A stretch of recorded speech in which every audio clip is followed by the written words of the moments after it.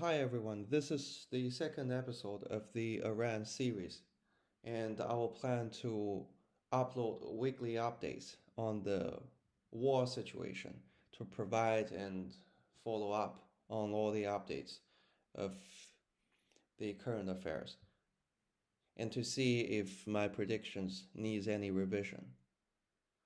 So in the first video, I'll examine Iran's power structure, revisited comparable historical experience, the negotiation, and U.S. military preparation, thereby concluding that the Iranian regime is highly likely to survive even a maximum U.S. Israeli military operation. It has been nearly a week since U.S. Israeli forces conducted their first strike against Iran on February the 28th. In this video, I'll review what has happened so far, assess where the war may be heading next, and re-examine my initial prediction. The first part of the video discusses U.S. Israeli progress on the battlefield and its limitations. The first point of this part is a new phenomenon. So, as we all know, the large-scale decapitation of Iran's senior leadership. Decapitation strike in an unprecedented scale as we see, as new situation emerged on the battlefield. In the opening wave on February the 28th, the strikes were timed to coincide with the meeting between the Supreme Leader Khamenei and his inner circle, indicating that the coalition was targeting the regime's top leadership from the outset. Khamenei was killed, and is reported the death of Defense Minister, RGC commander, and senior advisor. A separate Reuters graphic mapping Iran's power structure listed additional senior losses or claimed losses within the upper command system, including Chief of Staff, Deputy Chief of Staff, Military Bureau Chief, Military Intelligence Chief, and SP&D head, while noting that some of these latter cases were Israeli claims as of March the 3rd, rather than independently confirmed Iranian acknowledgments. In other words, the first phase of the war did not simply damage Iranian military assets, it struck the regime's leadership network at multiple nodes simultaneously. History offers few, if any, precedents for simultaneous leadership losses on such a scale, and hence we don't have much knowledge on the aftermath of the shocks of this kind. Yet, the facts of later days of the war suggest that although the shortened kill chain has enabled a new form of decapitation warfare, it has not fundamentally changed the underlying logic of political science that any sound prediction, or like the one we made in the first video, should be based on. After all, politics is an old game. The sharp attrition rate of Iran's missile launchers is the second point to make. So the second main development is the rapid degradation of Iran's missile launch capability. The key of Iran's deterrence and retaliation capability. Israel had already struck 300 above-ground missile launchers and was preparing the second phase focused on buried ballistic missile sites, storage facilities, and supporting infrastructure. By March the 5th, U.S. Central Command Chief General Brad Cooper said Iranian ballistic missile attacks had fallen by 90% from day one, which strongly suggests that the launcher attrition, infrastructure disruption, and command dislocation are now constraining Iran's strike tempo. The WSG reporting on Iran's underground missile cities points in the same direction. The tunnel access, support nodes, and predictable launch infrastructure that were once meant to ensure the survivability of the system are now becoming targetable vulnerabilities. With a much quicker and more agile kill chain, U.S. Israeli forces achieved a much better efficiency in missile hunting operations as opposed to the earlier cases of the Gulf War in 1991. On day 1, Iran launched 350 missiles, on day 2, 175 missiles, on day 3, around 120 missiles, on day 4, only 50 missiles. The rapid neutralization of missile launchers may put Iran in a situation where it still has missile stockpiles, but no effective means to launch them at scale. The weakening missile strike capabilities will largely be complemented by drones as the war continues. The third point to make is Iran's surface fleet nearly neutralized, but submarine fleet remains a threat. At sea, Iran's surface fleet had been heavily degraded, but not that the maritime threat has disappeared. The U.S. military said it has sunk more than 30 Iranian ships so far, including an Iranian drone carrier.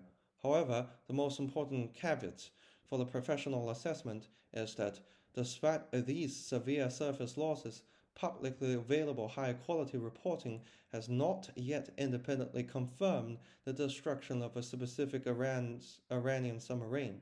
Therefore, Iran's surface fleet has been badly mauled, but the status of its submarine force, the most credible means of denying the strait, remains unclear in open-source reporting. That distinction matters because Iran does not need a survivable surface fleet to close the Strait of Hormuz. Shipping through Hormuz, which carries around 1/5 of global oil consumption, has grounded to a near halt. Additionally, Iran may still threaten shipping through laying sea mines, and that such mines can be deployed from fast attack craft, submarines, or other platforms. Iranian drone attacks alone could also disrupt the strait for months, especially since Iran's drone production capacity has been estimated at around 10,000 per month. In short, despite the overwhelming air and naval superiority of the coalition, Iran's denial of the strait is far from over. The fourth point is local air superiority, not air supremacy. The coalition appears to have achieved local air superiority, but not full air supremacy. Israel officials said early in the campaign that they had established aerial superiority over Tehran, while later official statements went even further and claimed that the U.S. and Israel controlled almost all Iranian airspace. Those claims should be treated with caution as wartime official messaging. A more defensible assessment is that the coalition has established localized and operationally meaningful air superiority over key corridors, especially along southern Iran and over selected strike axes, sufficient to support a deeper penetration, repeated strikes, and a shorter kill chain from the air, but not necessarily uncontested and permanent dominance over the entire Iranian battlespace. Iranian ground-based air defenses, especially those mobile SAM systems, remain a real threat and can still hide, relocate, and reappear unexpectedly. He also notes that eastern Iran theater is likely still significantly contested airspace, which means the coalition cannot yet treat the country as a fully sanitized environment for uncontested conventional overhead bombardment. B-52 bombers have been seen carrying AGM-158 stealth cruise missiles, which strongly suggests that they were launching standoff strikes from outside Iranian airspace, likely over Iraq or other friendly Arab country, rather than penetrating deep into Iran to drop conventional munitions directly.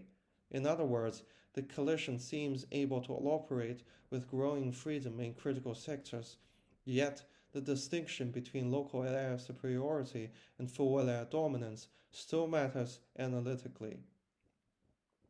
Israeli officials publicly claimed aerial superiority over Tehran, and the U.S. stated that strikes were expanding as localized air superiority was established across the southern Iranian coast.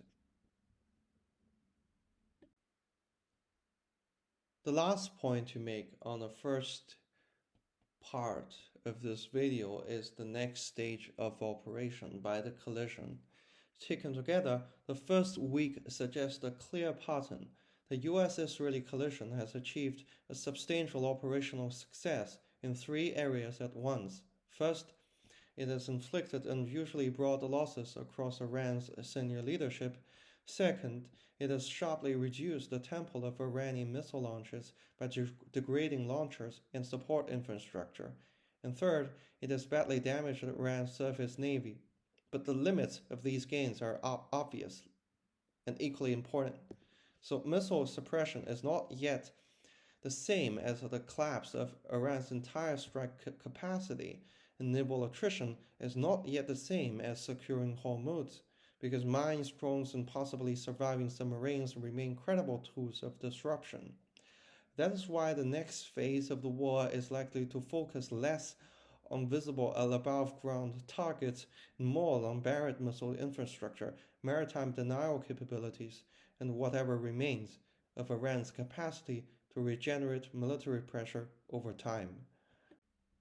The second part of this video discusses the Kurdish factor and why it should not be overstated. There is now credible reporting that Iranian Kurdish armed groups have consulted with the United States about whether and how to attack Iranian security forces in the West, and that Trump is open to supporting such an option. Israel has also reportedly maintained long-term contacts with these factions. However, open reporting still does not confirm that the Kurdish ground offensive into Iran has actually begun. Reuters explicitly noted that it could not verify claims that thousands of fighters were massing on the Iraqi side of the border for an imminent assault. More importantly, these groups are lightly armed and would depend heavily on U.S. Israeli air support to do more than create border disruption. Kurdish leaders themselves also fear being abandoned, recalling the precedent of U.S. betrayal in Syria. And even if Washington were more willing to back them, Turkey is highly unlikely to tolerate a major expansion of Kurdish armed influence on Iranian's border, especially given PJAK's links to the PKK. For these reasons, the Kurdish resistance remain a possible auxiliary pressure point, but not a decisive or essentially meaningful variable in the war so far. In the third part of this video, we'll discuss some crucially important content, which is Iran's military doctrine and its practice. So let's go through their doctrine first. For years, Iranian strategists have assumed that in any direct confrontation with the U.S. or Israel, Iran would face a technologically superior enemy capable of striking command centers, air defenses, and conventional military infrastructure in the first hours of the conflict. As a result, Iran's doctrine has not been built around winning a conventional war outright. It has been built around surviving the initial blow, preserving the ability to retaliate, and imposing prolonged cost on the attacker. Iran's approach is a defensive in overall strategic purpose, but relies on asymmetric retaliation, passive defense, and decentralized command structures to prevent rapid collapse under pressure. One of the most important concepts here is mosaic defense. Under this logic, Iran deliberately decentralizes command and control in order to reduce the danger of decapitation paralysis. Iran had divided command into 32 units, one for each province, and plus the capital, Tehran itself. So precisely because Iranian planners had studied past U.S. campaigns against Iraq in 1991 and 2003 and concluded that centralized command centers would be among the first targets. In other words, the doctrine assumes that national leadership may be disrupted and that some communications links may be severed, but lower-level commands must still be able to continue resistance locally. The same doctrine also explains Iran's long-standing emphasis on asymmetric retaliation, because Iran's air force is relatively weak and technologically backward in a direct contest with the US or Israel. It has instead invested in survivable missile forces, underground facilities, missile launchers, maritime harassment capabilities, mining drones, proxy networks, and other tools designed to stress the battlefield and raise the attacker's costs. CSIS has summarized the core principles of Iranian strategy as deterrence, asymmetrical retaliation, and attrition warfare. This is a useful formulation here because it captures the basic philosophy of the Iranian system. not to defeat a superior enemy in short and decisive conventional campaign, but to deny him an easy victory, prolong the conflict, and preserve enough retaliatory capacity to keep the war politically costly. This matters for assessing the first week of the war. The decapitation of senior leadership is real, and the degradation of Iran's missile launch architecture is also real, but neither development automatically disproves the underlying logic of Iran's doctrine. In fact, the fact that the Iranian state and military have continued to function after such an extraordinary opening blow is broadly consistent with a system designed for survival under pressure rather than for centralized conventional battlefield excellence. So now from doctrine to the practice. If Iran's doctrine is about survival against a superior enemy, then its practice in this war has been broadly consistent with that logic. Iran's war effort appears to have shifted quickly into a more decentralized and hardline mode.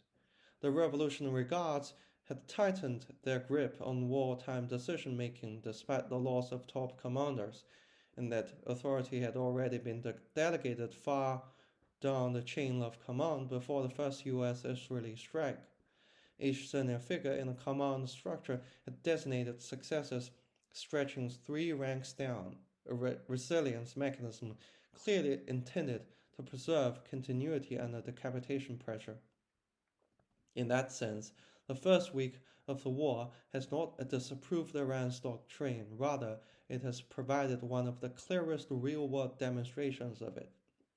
The second practical feature of Iran's wartime behavior has been the prioritization of retaliation and disruption over conventional battlefield symmetry. Iran has not attempted to contest that collision in a classical air and land war. Instead, it has answered by firing missiles and drones not only at Israel, but also at the Gulf Arab states hosting U.S. bases, while using the wider region itself as a pressure mechanism. The UAE, the Kuwait, Qatar, Bahrain, and Saudi Arabia had all reported drone and missile attacks during the first week and described Iran's approach as one of maximum chaos, aimed at raising the economic and political cost of the conflict across the region. A third element of doctrine translated directly into practice is Iran's reliance on whatever parts of its strike complex remained survivable after the first wave of attrition. As Iran's missile launch architecture has been damaged, its use of drones has become even more important. Iran's drone production capacity is estimated at around 10,000 per month, while estimates of its remaining missile stockpiles vary widely, from roughly 2,500 to around 6,000. That matters because it suggests Iran may increasingly substitute towards cheaper, more numerous, and more sustainable systems as mobile launchers, support nodes, and missile infrastructure come under heavier attack. In other words, the practical wartime adaptation is not simply to keep firing in the same way, but to preserve the ability to keep imposing cost through a different mix of tools as the battlefield changes. The fourth part of this video is about discussion on politics. And the first point I want to make here is Trump doesn't seem to have a plan. So is it a strategic miscalculation on the U.S. side? The unsolved question, why go to war at all? When Trump decides on war, the most basic questions, how far military force should be used and what exactly it is supposed to achieve, do not appear to have been clearly answered in advance. That is also why previous U.S. presidents, however confrontational towards Iran, generally stopped short of launching a full-scale war. A limited strike can be absorbed, allowing Iran's nuclear and missile capabilities to recover over time, while a larger campaign makes little strategic sense if regime change is unlikely and Washington is unwilling to repeat the occupations of Iraq and Afghanistan. Trump's own withdrawal from the nuclear deal in 2018 also weakened Iran's more open and pragmatic camp within the regime while strengthening hardliners, making the fragile balance in the Gulf harder to sustain over time, given the change within the domestic politics within Iran. The second point I want to make is U.S. strategic incoherence. The central problem on the US side is not simply escalation or de escalation, but strategic incoherence. Publicly, Trump has moved from talking about strikes and pressure to demanding Iran's unconditional surrender, while also suggesting that negotiations may become irrelevant if there is no Iranian leadership left to negotiate with. On March the 7th, Trump said the war could end only when Iran no longer had a functioning military or any remaining leadership and power, adding that at some point there might be nobody left to say we surrender. This is not clearly bounded with military objective. It is a moving target that may never get reached. The White House's own public explanation only deepens that ambiguity. In a CNN interview, press secretary said that unconditional surrender would effectively exist whenever Trump, as commander-in-chief, decided that Iran no longer posed a threat and the goal of Operation Epic Fury had been fulfilled, whether they say it themselves or not. In other words, the administration's stated end state appears to depend less on a negotiated or verifiable political settlement than on Trump's personal declaration. Yet, there's little reason to believe that the Revolutionary Guards would treat such a declaration as binding. And even if Washington were to pause unilaterally, the wider crisis would remain unresolved. The Strait of Hormuz has already been rendered impassable for days. Gulf energy infrastructure is under pressure, and the regional economic shock is still spreading. What's more, logistics constraint is also one important point that we should take note of. This ambiguity matters because it sits uneasily alongside repeated evidence that the war was risky from the beginning and may become materially harder to sustain over time. The Washington Post separately reported that Joint Chiefs Chairman Dan Kane warned in February to the White House that the U.S. lacked sufficient munitions and broad allied backing for the major war with Iran, cautioning that the result would not be pretty. Within a week of the war's start, the administration was already coveting major defense contractors at White House to accelerate production, while the Pentagon could seek roughly $50 billion in supplemental funding to replenish munitions and sustain Middle East operations. The irony is obvious. Even before any decisive political outcome has been defined, the logistics pressure of extending the war are already forcing emergency industrial and budgetary measures. The last 2 points to make on this part is a shallow domestic and support from allies, a reversed response from US allies. At the same time, the coalition backing this war is visibly narrower than either 1991 or 2003. Britain initially denied the use of British bases for the operation strikes, and only later allowed the use for more limited defensive operations, while Spain refused the US aircraft access to bases on its territory and publicly rejected acting as a vassal. The broader European Union response was a call for restraint and respect for the international law rather than endorsement of the offensive. Weak domestic support in the United States. The war also lacks strong domestic support in the United States. According to the Reuters poll conducted from February 28th to March the 1st, 56 of the US adults believed Trump had used too much military force against Iran, while only 35% said the amount was about right and just 5% said it was not enough. In a separate question from the same poll, only 27% of the Americans said they approved of the strikes on Iran, while 43% said they did not. The partisan breakdown is equally revealing. Among the Democrats, 87% said Trump used too much force, and only 7% approved of the strikes. Among independent and others, 60% said too much force was used, and only 19% approved. Even among Republicans, support was not unlimited. 23 still said too much force has been used. This matters because a prolonged war would not be sustained by military means alone. It would also require a degree of domestic political legitimacy that, at least in the first week, appears notably weak. And if oil prices continue to rise and disrupt the Strait of Hormuz persist, domestic support is more likely to erode further than to consolidate. Trump's dilemma. That creates a genuine dilemma for Trump. One option is to declare victory early, but that is harder than it sounds. The administration has raised its rhetoric to the level of regime disarmament, regime submission, and even political re-engineering, while a newly surfaced National Intelligence Council assessment reported by the Washington Post argues that even a large-scale U.S. assault is unlikely to oust Iran's clerical military system. If that judgment is broadly right, then a quick declaration of success risks looking performative rather than strategic. The other option is to continue the war in hopes of forcing a more decisive collapse.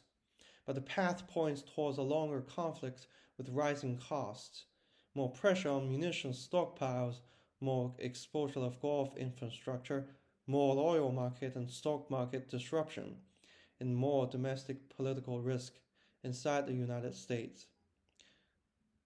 Reuters had already reported 6 U.S. service members killed, repeated attacks across the Gulf, and severe stress on global business and energy flows.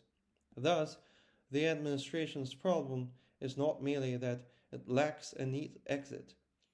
It is that its two obvious exits are both unattractive.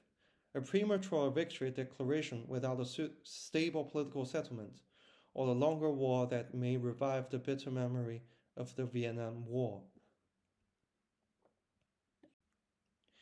Lastly, apart from the physical theater within the border of Iran, we also need to think of and pay attention to the real battleground, which is the petrodollar order itself.